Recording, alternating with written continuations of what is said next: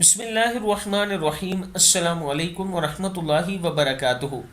عابد راجہ channel کی طرف سے آج میں اپنے دوستوں کو رسول اللہ صلی اللہ علیہ وآلہ وسلم کا ایک فرمان آپ کے ساتھ شیئر کروں گا۔ آپ دوستوں نے اس پر ضرور عمل کرنا ہے۔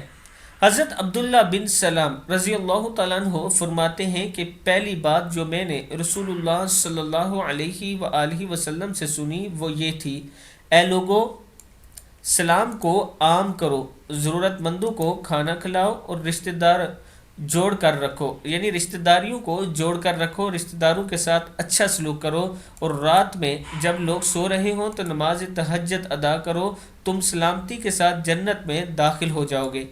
پھر سن لو، رسول اللہ صلی اللہ علیہ وآلہ وسلم نے ارشاد فرمایا، سلام کو عام کرو، یعنی السلام علیکم کہا کرو، ضرورت مندوں کو کھانا کھلاؤ، جو بھوکے لوگ ملیں آپ کو ان کو کھانا کھلایا کریں، رشتہ داریاں جوڑ کر رکھو، یعنی رشتہ داروں کے ساتھ اچھا سلوک کیا کرو، اور رات میں جب لوگ سو رہے ہوں تو نماز تہجد ادا کرو، تم سلامتی کے ساتھ جنت میں داخل ہو جاؤ گے۔